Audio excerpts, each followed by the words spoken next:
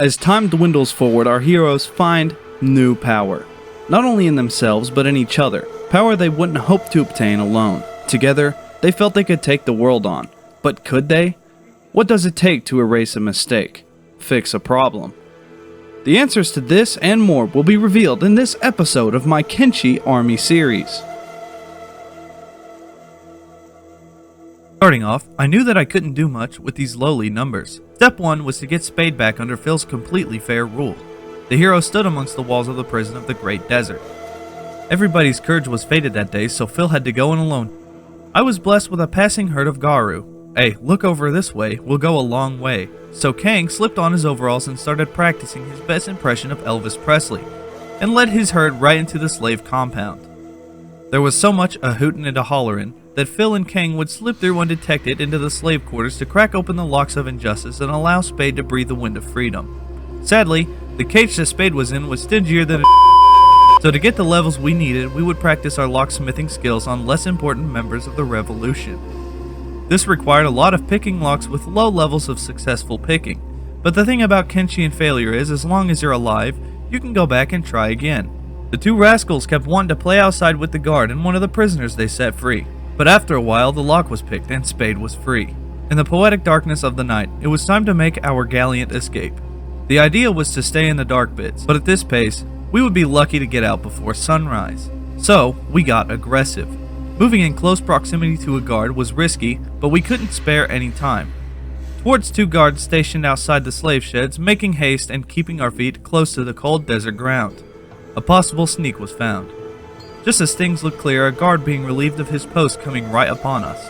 A swift clockwise movement around a stone mine would be made, hastily yet mistakenly, as the guard seemed to be using wall hacks or something. Quickly, we turned around to avoid capture, just barely staying out of sight. We stuck close to the wall, hoping the guards above were as blind as their colleagues, staying out of the light and moving with purpose, agility, and stealth. We were in the final stretch. Fate seemed to step in and cause another distraction. One last fight to keep the guard's gaze magnetized to an enemy of seemingly greater importance. This last Garu lost his life, so another could be free by the skin of her tusk. I tip my hat to. With that sacrifice acknowledged, we set home completely undetected to reacquaint Spade with her family. Hostiles were on the hill, so Phil purchased a murder of passing fighters to help defend the ranch. A question graced my gourd. Why did these names only come to me in writing the script? 4,000 cats for 2 days should do us good, and good they did. The fight showed up and didn't not disappoint me. I mean, to be fair, I was kind of insulted by the size of squad they sent to defeat me.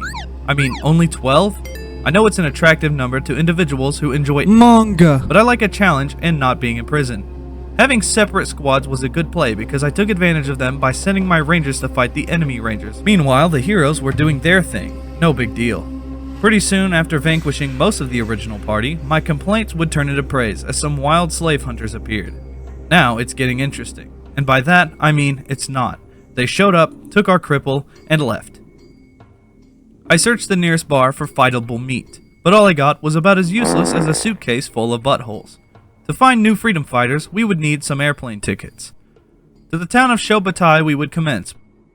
Before we buy anybody, some manhunters chased us across the map, so I showed them the strength of a true Saiyan. After that, we came across a person named Bombingham, which I changed to Bombaclat, which is infinitely cooler and funnier. Then there was Tuner. Odd. She doesn't look like a tuner, more like a Sandy. Am I racist for that? There was yet another pawn for sale in the town that we took. Her name was Slowline, but I changed it to Sharp for reasons.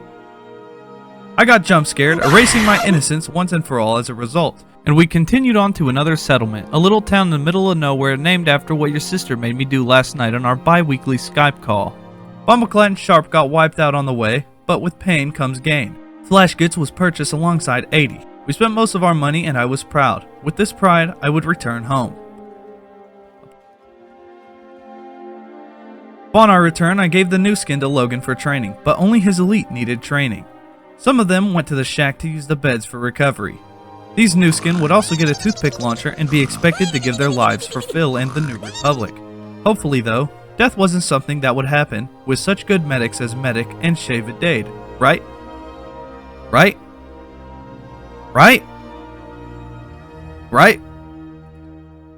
We saw a dead Patgaru and made a realization. He was dead. And his killers probably went after his owner. We had to save him. So we went over there to him, and he was fine. Where is this going? I bought another dog and named her Riptide. It sounded cool in the moment, and now it still sounds cool, so I want to hear no criticism in the comments. King spent a little too long trying to sell stolen goods. I didn't steal them, the corpses I ripped them off didn't need them anymore. After that escapade, we decided to do a little exploration. There was a lore update and a fight like you've never seen. The Holy Nation somehow knew I would be there, on their turf. Odd. Everybody was here except for Bombaclat. This was strategic because if everybody was down on enemy ground, we would need at least one person to rescue Phil. The fight raged on, everybody was separated and taking it in the right holes this time. The ones the Holy Nation put there. I mean, these guys really put the womp in the word wompener. All the team's leaders were down. All we could do is take this defeat and recover from it. The worst part is, the Holy Nation's goobers left most of my army in comatose or critical condition. To add to that, none of my men wanted to sneak so our allies could be healed, so they were having bonus damage raw upon them. If only they paid attention to their teachers during school. We sat and waited because that's all we could do, hoping nobody would die, our saviors, the samurai, would show up. If you thought the Holy Nation put womp in wompeners, imagine I said something equally or more funny about the samurai of the Great Desert. While they were distracted, King would start the healing of our posse. Like Charlie Sheen and STDs, we gathered up our allies, made like a tree, and got the hell out of there. Also, like Charlie Sheen, we got a dog named Killer Dog. We would be blessed with the gift of something to kill in our time of need as we had run out of food. I tried to divert their course so casualties would be at a minimum, but everyone at HQ was itching for a tussle. We practiced falling down so we'd be really good at it when we eventually went against the Holy Nation again. Speaking of the Holy Nation, we sneaked back onto the property line to take their wheelbarrow. We forgot that there aren't wheelbarrows in the world of Kenshi, because there aren't cars. I ain't a numbers guy, so this gribble intimidates me. Like a toddler with his parents, we were waiting for most of the fighting to stop, just a stone toss away from the fight. And when it was done, we swooped in and used a 5-finger discount for all store card members, which was all of us.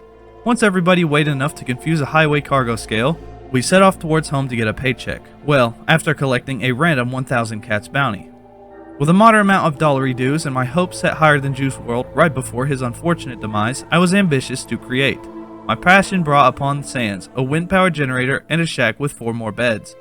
With this new setup, my site was broadened. I set up schematics for another house thingy and 1 more funkily shaped house thingy. No building materials, but it was starting to look more official. I returned to my roots and mined it up.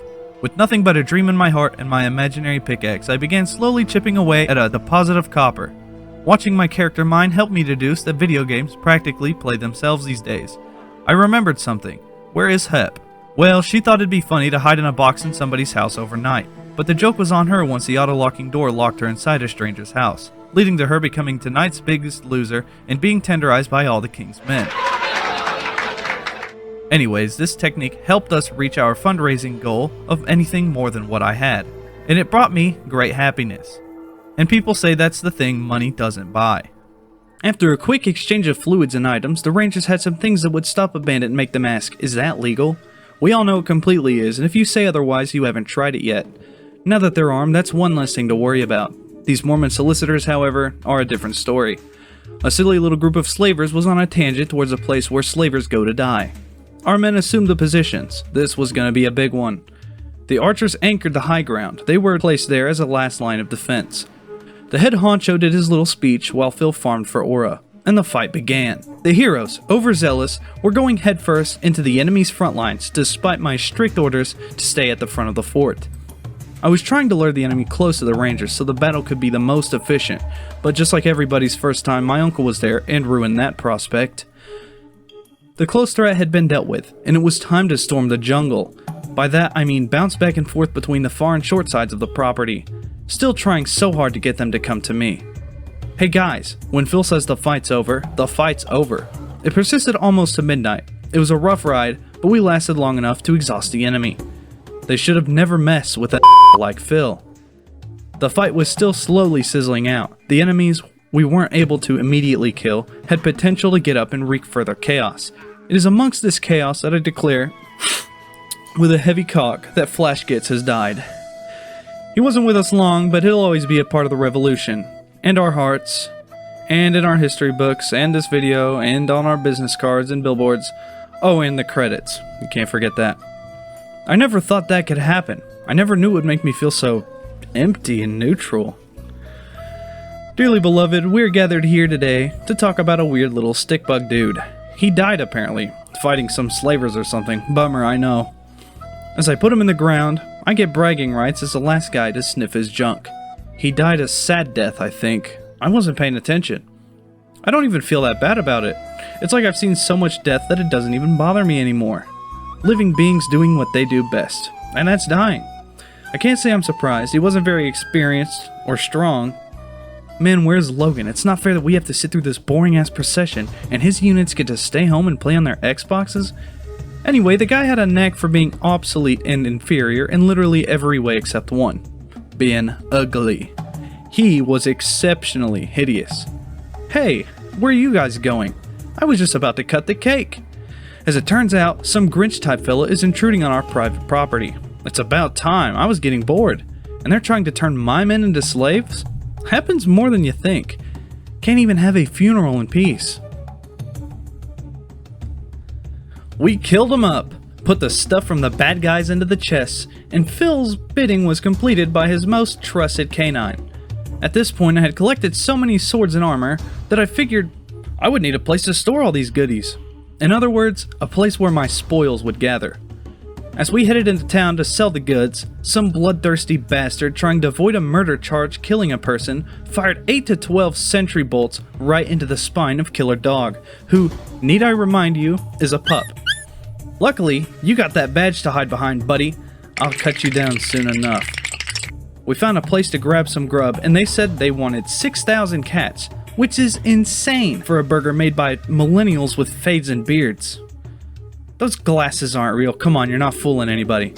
After a brief yet thorough consideration of my options, I folded and bought it.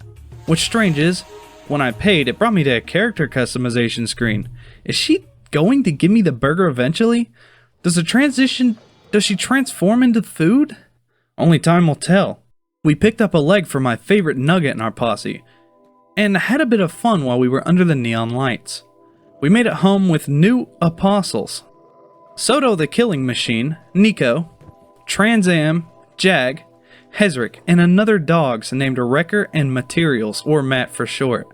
As Medic brought back the almost dead newbie Wrecker, our home was attacked by man-snatchers. A great opportunity lies within for the newest members of our society. Damn it, stand still so I can trade with you. I sent Hep into town to buy some building materials, and when she returned, we updated our POW camp that I don't think I ever mentioned before now. I felt our men and non-men were girthy enough to penetrate the defenses of the local prison, the Stone Camp. Well, it's more of a slave station, but that's a no-no word. Just ask fans of the Star Wars series, particularly those fans of the name of Jango/Boba Fett's starship. Anyways, we're getting off track. Hep was sent to scout the camp for guards and weak points. After a thorough investigation, we decided to make moves on the prison. Call it a stealth mission. Now, sitting at the outskirts of the Stone Camp slave prison, Phil Kilman and his allies wait ready to strike. With plans to liberate the captives, will they be strong enough, or will they fall to the mighty forces within? Find out in the next season of my Kenshi Army series.